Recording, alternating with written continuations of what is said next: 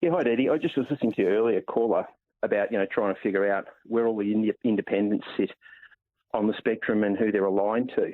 Yeah. And there's a group called Turning Point, it's Turning Point Australia, but they're in Parkville, and they do lean right, okay? But irrespective of that, they have put some interesting diagrams up on their site which lists all the political parties from most right-wing to most left-wing. So at one end you've got, Pauline Hanson and Clive Palmer, and at the other end you've got Socialist Alliance and Communist Party of Australia, and everything in between on a spectrum from left to right.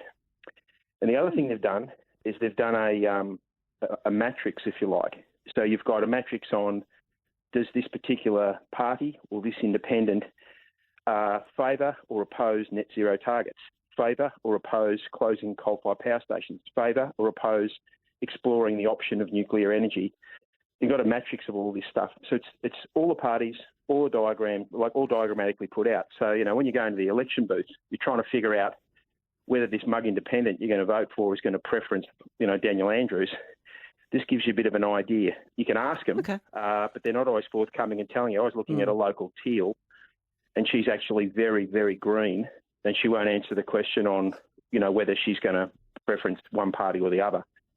Okay. All right, Paul, that's a handy reference if anyone wants to check that out. Appreciate that. Siobhan. I was just listening before. I've been a Greens voter all my life, but everybody has an opinion and everybody's opinion is valid.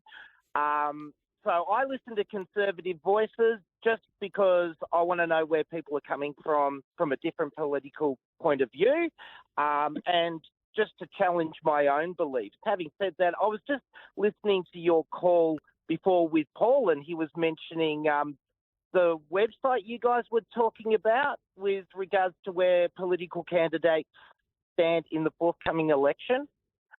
Yes. What was that website? Yeah, look, this is, our caller mentioned it. I'm only seeing it for the first time myself now. It's called Turning Point Oz, AUS. So the actual website is TPAUST. So TP for Turning Point, AUST.com.au.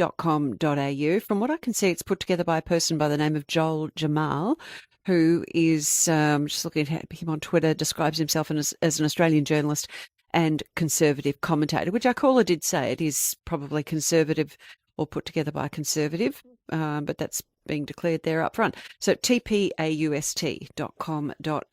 I'm not endorsing it, but that's what was told to us a few moments ago.